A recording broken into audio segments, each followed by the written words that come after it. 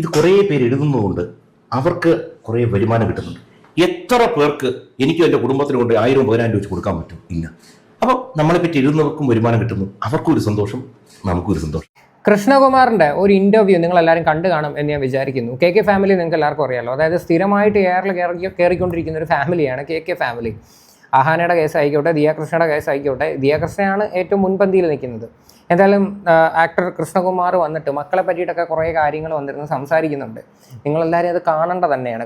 കാര്യം ഈ മക്കൾക്ക് എല്ലാവർക്കും എങ്ങനെ ഇത്രയും അഹങ്കാരം കിട്ടി എന്നുള്ളൊരു ചോദ്യം എല്ലാവർക്കും ഉണ്ട്. അതെല്ലാം കിട്ടിയത് സത്യം പറഞ്ഞാൽ കൃഷ്ണകുമാറിൽ നിന്നാണ്. കൃഷ്ണകുമാറിൻ്റെ സംസാരം കേൾക്കുമ്പോൾ തന്നെ നമുക്കത് മനസ്സിലാക്കാൻ പറ്റും. എന്തായാലും നമുക്ക് ആ വീഡിയോ ഒന്ന് കാണാം. ഏണി വെച്ച് പിടിക്കുന്നു പറയില്ല, മോളിക്കൂടെ പോകുന്നൊക്കെ ഈ ഒരു സ്വഭാവം ഉണ്ടായിരുന്നു. പക്ഷെ അന്ന് ഈ പ്രശ്നങ്ങളെല്ലാം കാണുമ്പോൾ നടി ശ്രീവിദ്യ ജീവിച്ചിരിക്കുന്ന കാലവും ചേച്ചി ഇങ്ങനെ പലതും ഇങ്ങനെ നോക്കും. എന്നെ വലിയ ഇഷ്ടമായിരുന്നു. പക്ഷെ ഞാൻ ഇങ്ങനെ പ്രശ്നങ്ങൾ ഉണ്ടാക്കും. ഒരു ദിവസം ചേച്ചി എന്നെ വിളിച്ചു, ഇങ്ങനെ ഉപയോഗിച്ചു. എന്താണ് അതിൻ്റെ കാരണം, എന്താണ് ഇതിൻ്റെ കാരണം? ഞാൻ കിച്ചുവിനെ കുറേ നാളായിട്ട് നോക്കുന്നതിന് പലരോട് ചോദിച്ചപ്പോൾ എല്ലാവർക്കും നിങ്ങൾ ഇഷ്ടമാണ്, പക്ഷെ നിങ്ങൾ ചെന്ന് ഈ പ്രശ്നത്തിൽ പെടുന്നുണ്ട്.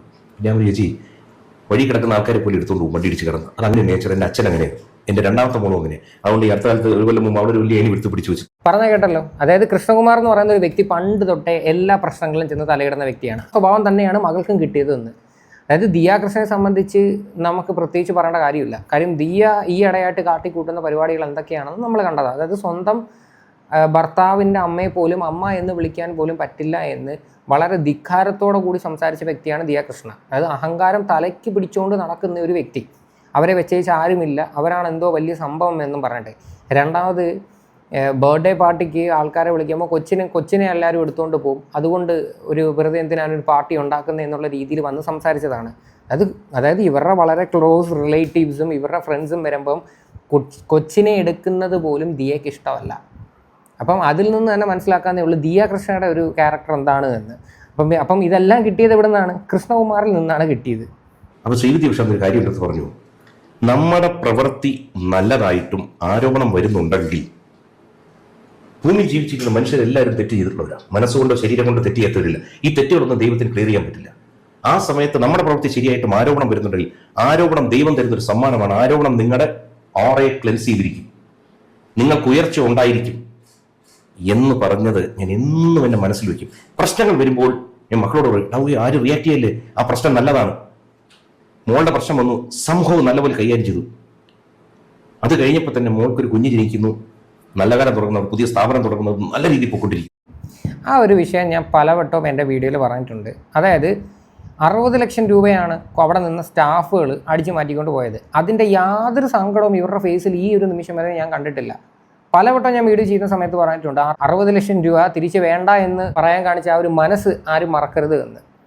അതിനകത്ത് എന്തോ ഒരു ഉടായ്പുണ്ടെന്ന് എനിക്ക് തോന്നുന്നത്. ശരിക്കും പറഞ്ഞപ്പം കോടതിയിൽ ഇരിക്കുമല്ലേ കേസ്, എന്തായാലും അന്വേഷിക്കട്ടെ. അതിനകത്തൊക്കെ എന്തെങ്കിലും കള്ളത്തരമുണ്ടെങ്കിൽ തീർച്ചയായിട്ടും പുറത്തുകൊണ്ട് വരണം. കാര്യം എത്ര വലിയ കോടീശ്വരനാണെന്ന് പറഞ്ഞാലും 60 ലക്ഷം രൂപയൊക്കെ പോയി കഴിഞ്ഞാൽ ആരായി കഴിഞ്ഞാലും ആ പൈസ തിരിച്ചു മേടിക്കാനേ നോക്കത്തുള്ളൂ. എന്തായാലും ബാക്കിയൂടെ കാണാം. ഇലക്ഷനുമായി ബന്ധപ്പെട്ടൊരു വിഷയം നടന്നു. ചിലപ്പോൾ ഇലക്ഷൻ ഞാൻ സീറ്റ് കിട്ടിയെന്നിരിക്കാം, ഞാൻ തോറ്റെന്നിരിക്കാം. പക്ഷേ ഒരു പാൻ ഇന്ത്യ പ്രസ്ഥാനത്തിന്റെ ചെയർമാനായിട്ട് വരുന്നു. ഒരു നേരം നമ്മൾ ഉണ്ടായിരുന്നത് ഓറെ ക്ലെൻസ് ചെയ്യുന്നതാണ് നമ്മൾ വിശ്വസിച്ചപ്പോൾ നടന്ന സംഭവം. സത്യം പറഞ്ഞാൽ എത്രാമത്തെ തൊട്ട് ഈ പുള്ളി നിന്നിട്ട് പൊട്ടുന്നത്? അവസാനം ഇപ്പോൾ എങ്ങനെ ഒരു സ്ഥാനം കിട്ടി അതിനകത്ത് കയറിയിരിക്കുന്നത്. കാര്യം എന്താണ്? നരേന്ദ്രമോദി അവരുമായിട്ടൊക്കെ പുള്ളി അടുത്ത കമ്പനിയാണ്. മനസ്സിലായ? അതായത് ഇവർക്കൊരു മോശമായിട്ടുള്ള ഒരു കാലം വന്നു കഴിഞ്ഞാൽ ഒരു നല്ല കാലവും ഇവർക്ക് അതിൻ്റെ കൂട്ടത്തിൽ വരും. അതാണ് പുള്ളി പറഞ്ഞു വെക്കുന്നത്. മനസ്സിലായില്ലേ? എനിക്ക് സത്യം പറഞ്ഞു കഴിഞ്ഞാൽ ഈ ഒരു ഫാമിലി ഒരു രീതിയിലുള്ളൊരു റെസ്പെക്റ്റോ കാര്യങ്ങളോ ഇല്ല. കാര്യം എല്ലാവരെയും പരമ പുച്ഛമായിട്ടും എല്ലാവരും ഇവരാണ് എല്ലാവരെക്കാട്ടിയും വലുതെന്നുള്ളൊരു ചിന്താഗതിയുമായിട്ട് നിൽക്കുന്ന ഇവർക്ക് ഇനി എന്ത് വെട്ടിപ്പിടിച്ചു എന്ന് പറഞ്ഞിട്ട് ഒരു കാര്യവുമില്ല. നിങ്ങളുടെ പെരുമാറ്റ രീതിയാണ് നിങ്ങൾ ആദ്യം മാറ്റേണ്ടത്. നിങ്ങൾ ആ അപ്പച്ചി എന്ന് പറയുന്ന ആ ഒരു അമ്മയോടൊക്കെ കാണിച്ചിട്ടുണ്ടല്ലോ. അതായത് ആ ഫ്രെയിമിൽ നിന്ന് അവരെ മാറ്റാൻ വേണ്ടിയിട്ട് കാട്ടിക്കൂട്ടിയ ഡ്രാമകൾ ജനങ്ങളെല്ലാം കണ്ടതാണ്. അപ്പം ഈ പ്രായം ചെന്ന ആൾക്കാരെയൊക്കെ മനസ്സ് നിങ്ങൾ വിഷമിപ്പിച്ച് കഴിഞ്ഞാൽ ഉണ്ടല്ലോ, അതിൻ്റെയൊക്കെ ഒരു കർമ്മഫലം ഉണ്ടല്ലോ, അതൊക്കെ തീർച്ചയായിട്ടും നിങ്ങൾ അനുഭവിച്ചിരിക്കും. ഇപ്പോൾ വേറൊരു വിഷയം നടക്കുന്നുണ്ട് വീട്ടിൽ, ചിലപ്പോൾ നിങ്ങൾ കണ്ടു കാണും, കുടുംബം ഏറെ നിൽക്കുക. അത് ഞാൻ പറഞ്ഞു, ഇതിന് പ്രതികരിക്കില്ലേ എന്ന് പറയുന്ന ഒരു മോള് പ്രതികരിച്ചു പോയി. അപ്പോഴും ഞാൻ തെറ്റില്ല. കാരണം എൻ്റെ മൂത്ത മോള് പ്രതികരിച്ചപ്പോൾ എൻ്റെ അടുത്ത് പലരും പറഞ്ഞു അത് ചെയ്യണ്ടായിരുന്നു. ഞാൻ പറഞ്ഞു അത് നിങ്ങളുടെ ആംഗിളാണ്. ഇന്ന് എനിക്ക് 58 വയസ്സും അവർക്ക് 30 വയസ്സുമാണ്. ഈ ആദ്യത്തെ പെൺകുട്ടി ജനിക്കുമ്പോൾ പറയും അച്ഛൻ്റെ ഫീമെയിൽ വേർഷനാണെന്ന് പറയും. അങ്ങനെയാണെങ്കിൽ എൻ്റെ 30ാമത്തെ വയസ്സിൽ ഞാൻ ചിലപ്പോൾ വീട്ടിൽ കയറി ചവിട്ടി ചുറ്റിക്കൂട്ടി. എങ്ങനെ ഇരിക്കുന്നത്? എൻ്റെ 30ാമത്തെ വയസ്സായിരുന്നെങ്കിൽ ഞാൻ ചിലപ്പോൾ വീട്ടിൽ കയറി ചവിട്ടി കൂട്ടിയായിരുന്നു. നല്ലതല്ല ഇവിടെ ആർക്കും ഉപദേശിച്ചു കൊടുക്കുന്നത്. അപ്പം ഈ അഹങ്കാര സ്വഭാവങ്ങൾ കിട്ടിയത് സ്വന്തം തന്തയിൽ നിന്നാണ്. അതാണ് പിള്ളേരെല്ലാം ഈ രീതിയിൽ വന്ന് പ്രതികരിക്കുന്നത്. കൊള്ളാം എന്തായാലും. നല്ല കാര്യങ്ങളാണ് വന്ന് പറയുന്നത്. സത്യം പറഞ്ഞാൽ കൊച്ചുനാളിലെ അവർക്കൊക്കെ പഠിപ്പിക്കേണ്ട കുറച്ച് കാര്യങ്ങളുണ്ടായിരുന്നു. ഒരു ബേസിക്കായിട്ട് കുറച്ച് കാര്യങ്ങൾ നല്ലത് നിങ്ങൾ പഠിപ്പിച്ചിട്ടുണ്ടായിരുന്നെങ്കിൽ ഉണ്ടല്ലോ, ഈ ഒരു ധിക്കാര സ്വഭാവമൊന്നും അവരെവിടെയും വന്ന് കാണിക്കത്തില്ലായിരുന്നു. എല്ലാവരും ഒന്നിനൊന്ന് മെച്ചമാണ്, പറയാതിരിക്കാൻ വയ്യ. കാര്യം അങ്ങനെയുള്ള പരിപാടികളാണ് കുറേ നാളുകളായിട്ട് സോഷ്യൽ മീഡിയയിൽ നമ്മൾ കണ്ടുകൊണ്ടിരുന്നത്. ദിയ നല്ലത് ചെയ്ത് കഴിഞ്ഞാൽ നല്ലതെന്ന് പറഞ്ഞിട്ടുണ്ട്, മോശം ചെയ്ത് കഴിഞ്ഞാൽ മോശമായിട്ട് തന്നെ നമ്മളെല്ലാവരും സംസാരിക്കും. ദിയ മാത്രമല്ല, ഫാമിലിയിലുള്ള ആരായി കഴിഞ്ഞാലും ഇത്രയല്ലേ ചെയ്തുള്ളൂ. മാത്രമല്ല എൻ്റെ ഭാര്യയ്ക്കും സമാനമായിട്ട് നിങ്ങളുടെ മോള് തന്നെ ഒന്ന് പറയാമല്ലോ. കാരണം ഞാൻ ഭയങ്കര പ്രതികരണത്തിൻ്റെ ആളായിരുന്നു. ഞാൻ പറഞ്ഞു വെച്ചാൽ, ഞാൻ രാവിലെ എന്നും എണീക്കും, രാത്രി കിടക്കുന്നതിന് മുമ്പ് ഞാൻ 2 കൊല്ലം നന്ദി പറയും. കാരണം ഇത്രയും സുന്ദരമായൊരു ജീവിതം എനിക്ക് തന്നതിന് അതിയായ നന്ദി പറയും. എല്ലാം ഉണ്ട്, ഞാൻ നോക്കിക്കഴിഞ്ഞാൽ എല്ലാം ഉണ്ട്. ചിലപ്പോൾ ഇതൊക്കെ കേട്ടിട്ട് നിങ്ങളുടെ മനസ്സിൽ തോന്നി ഇയാൾക്ക് ജോലിയില്ല, ഇയാൾക്ക് എന്ത് കിട്ടിയത് അല്ല. ഈ സമയത്ത് എൻ്റെ ഒരു ശരീരത്തിൽ 10-68 ഓർഗനുകൾ ഞാൻ അറിയാതെ പ്രവർത്തിച്ചുകൊണ്ടിരിക്കുന്നു. മക്കൾ ആരോഗ്യത്തിലിരിക്കുന്നു, ഭാര്യ ആരോഗ്യത്തിലിരിക്കുന്നു, ഒരു കൊച്ചുമോനെ കിട്ടിയിരിക്കുന്നു. വളരെയധികം സന്തോഷം തരുന്ന കാര്യം, പറയാൻ അന്തസ്സോടെ പറയാവുന്നൊരു ജോലി തന്നിരിക്കുന്നു.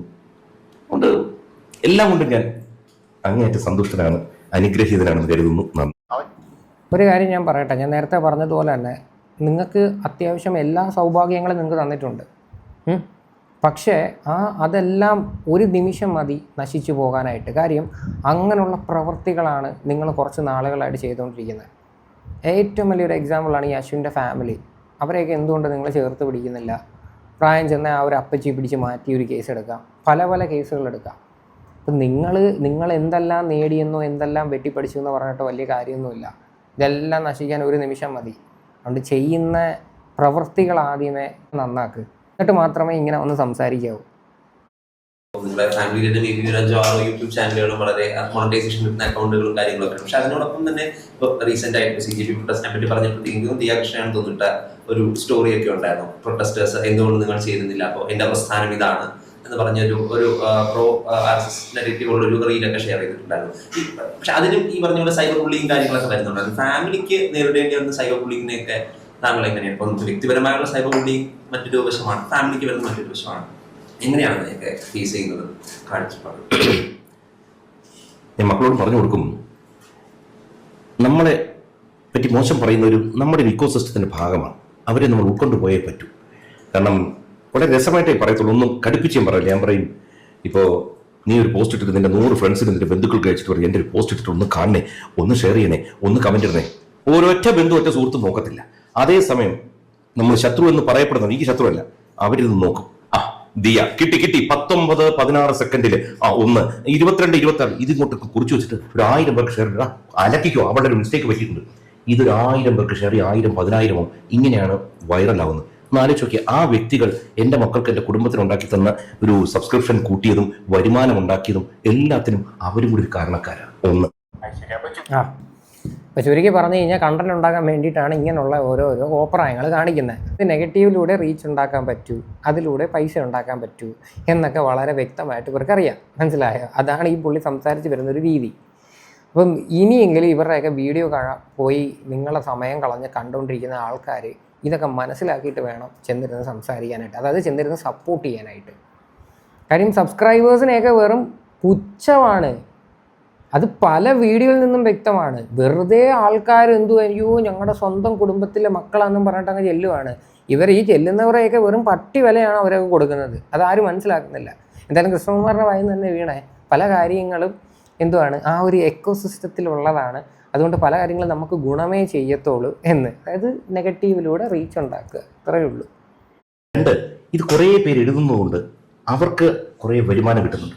എത്ര പേർക്ക് എനിക്കും എൻ്റെ കുടുംബത്തിനും കൊണ്ട് 1000-10,000 വെച്ച് കൊടുക്കാൻ പറ്റും? ഇല്ല. അപ്പോൾ നമ്മളെ പറ്റി എഴുതുന്നവർക്കും വരുമാനം കിട്ടുന്നു, അവർക്കും ഒരു സന്തോഷം, നമുക്കും ഒരു സന്തോഷം. അപ്പോൾ അത് ഞങ്ങൾക്കും ഒരു സന്തോഷം. മനസ്സിലായില്ലേ? അതായത് നെഗറ്റീവ് ഞങ്ങൾ സ്പ്രെഡ് ചെയ്ത് കഴിഞ്ഞാൽ കൂടുതൽ റീച്ചുകൾ ചെല്ലത്തുള്ളൂ, കൂടുതൽ സബ്സ്ക്രൈബേഴ്സും ചെല്ലത്തുള്ളൂ. മനസ്സിലായില്ലേ? അപ്പം ഞങ്ങൾക്കും അത് ഭയങ്കര ഗുണമാണെന്ന് കൃഷ്ണകുമാർ ഇതിനകത്ത് പറയുന്നുണ്ട്. അപ്പം ഇനി എന്തെങ്കിലും ഒരു വിഷയങ്ങൾ വന്നു കഴിഞ്ഞാൽ ഞങ്ങളൊക്കെ പ്രതികരിക്കുന്ന സമയത്ത് നമ്മുടെയൊക്കെ പേര് കേസ് കൊടുക്കാനും പ്രശ്നങ്ങൾ ഉണ്ടാക്കാനും നിൽക്കരുത്.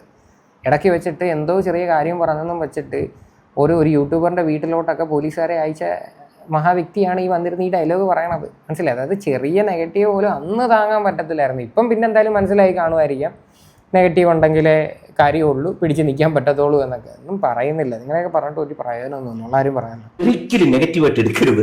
ഞാൻ പറയുന്നത് ഇതൊരു വലിയ സംഭവമാണ്. ഇത്രയും പേരില്ലായിരുന്നെങ്കിൽ ഒറ്റ തിരിച്ചൊരു ചോദ്യം ചോദിക്കട്ടെ, ഈ യൂട്യൂബ് ഒന്നും ഇല്ലായിരുന്നു ഈ കൃഷ്ണകുമാർ കുടുംബം കൂടി എന്ത് ചെയ്യുമായിരുന്നു? അത് ഭയങ്കര വിലപ്പെട്ടൊരു ചോദ്യമാണ്. എന്ത് ചെയ്തേനെ? അതായത് കൃഷ്ണകുമാറും ഫാമിലിയും ഒരു പട്ടിയും തിരിച്ചറിയത്തില്ല. പിന്നെ വേറൊരു കാര്യമുണ്ട്, ഇത്ര അഹങ്കാരവും വരത്തില്ലായിരുന്നു. ഇതിപ്പോൾ അഹങ്കാരത്തിൻ്റെ ഏറ്റവും എക്സ്ട്രീം ലെവലിൽ നിൽക്കുമല്ലേ. ആ അഹങ്കാരം ഒന്നും നിൽക്കത്തില്ലായിരുന്നു. കാര്യം ഓവറായിട്ട് പൈസയും കാര്യങ്ങളും വരുമ്പോഴാണ് ചില ആൾക്കാർക്ക് എന്തോ പറയണ്ടേ, ആ ആളാണ് ഏറ്റവും വലിയ സംഭവം, ആളെ വെച്ചേച്ച് വേറെ ആരും ഇല്ല എന്നൊക്കെ ഉള്ളൊരു തോന്നൽ വരുന്നത്. അതിൻ്റെ കുഴപ്പമാണ് അതൊക്കെ. കൃഷ്ണകുമാറിനെയും കുടുംബത്തിനെയും ഒരു പട്ടിയും തിരിച്ചറിയത്തില്ലായിരുന്നു. യൂട്യൂബ് ചാനൽ ഇതൊന്നും ഇല്ലായിരുന്നെങ്കിൽ നിങ്ങൾ വെറും ഒരു സാധാരണപ്പെട്ട ഒരാളായിട്ട് നിങ്ങൾ എവിടെയെങ്കിലും ഒതുങ്ങി കൂടിയാണ്. ചോദ്യം സിമ്പിൾ ചോദ്യം. ഇതൊക്കെ പുറകോട്ട് ആലോചിക്കാൻ തുടങ്ങിയാലുണ്ടല്ലോ എല്ലാത്തിനും ഒരു കാരണം കാണും. കോവിഡ് എന്ന് പറഞ്ഞൊരു സാധനം പലർക്കും ജീവിതം തുലച്ചുകളാം. ഞങ്ങൾക്ക് ഈ കോവിഡ് ഇല്ലായിരുന്നുണ്ടല്ലോ ഞങ്ങൾ പെട്ടുപോയത്. കോവിഡ് ഈ ബോൺ ഡിസ്ഗൈസ് എന്നൊക്കെ പറയില്ലേ, യഥാർത്ഥത്തിൽ അത് സംഭവിച്ചത്. അതുകൊണ്ട് എപ്പോഴും എല്ലാത്തിനും മറുവശമുണ്ട് എന്ന് വെച്ചാൽ ഇതൊക്കെ പറയുമ്പോൾ എനിക്ക് ദേഷ്യം വരും, വല്ലാതെ ചിലപ്പോൾ അപ്സെറ്റ് ആവുന്ന നിമിഷങ്ങളുണ്ട്. ഇതൊന്നും പറയത്തില്ല, പക്ഷെ അതിനെ ഇമ്മീഡിയറ്റ്ലി മറികടക്കാൻ നോക്കും. ഇമ്മീഡിയറ്റ്ലി കിടക്കുന്നതിന് മുൻപും നമ്മൾ കുറേയധികം കാര്യങ്ങൾ നമുക്ക് വേണമെങ്കിൽ ഭാര്യ പറയുന്നത് എനിക്ക് ഭയങ്കരമായ മാനസിക പ്രശ്നമുണ്ടെന്ന് പറയും. കാരണം ഇന്ന് രാത്രി 10 പേരെ സെലക്ട് ചെയ്ത് വെച്ചിട്ടുണ്ട്. ലോകത്തെ ഏറ്റവും ടോപ്പായിട്ടുള്ള പൊളിറ്റീഷ്യൻ ആയിക്കോട്ടെ, ബിസിനസ്സുകാരായിക്കോട്ടെ, ഞാൻ 10 പേരെ മനസ്സിലെടുത്തിട്ട് ഈ 10 പേരോട് ഞാൻ സംസാരിക്കും. അവരെന്നോട് സംസാരിക്കുന്നത് ഞാൻ കേൾക്കും. കാരണം എനിക്ക് ഉയരണം, എനിക്ക് ഏറ്റവും ഉയരത്തിലെത്തണം എന്നുള്ള ആഗ്രഹം. കുറുക്കുവഴികളൊന്നും എനിക്ക് എടുക്കാൻ ഇഷ്ടമല്ല.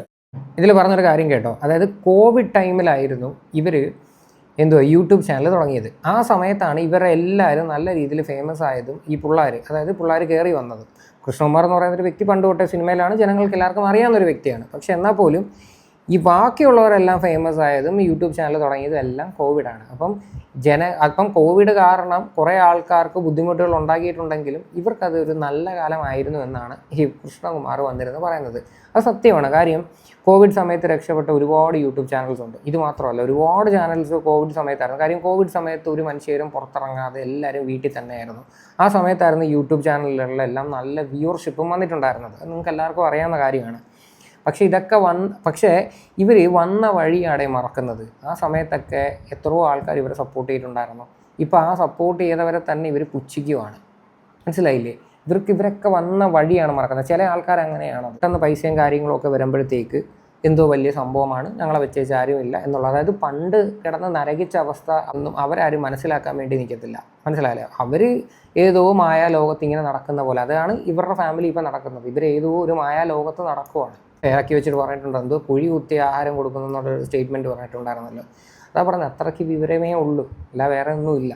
എന്തായാലും ഈ ഒരു വിഷയമായിട്ട് ബന്ധപ്പെട്ട് നിങ്ങളുടെയൊക്കെ അഭിപ്രായങ്ങൾ എന്താണെന്ന് വെച്ചാൽ നിങ്ങൾ തീർച്ചയായിട്ടും കമൻറ്റ് ചെയ്യുക.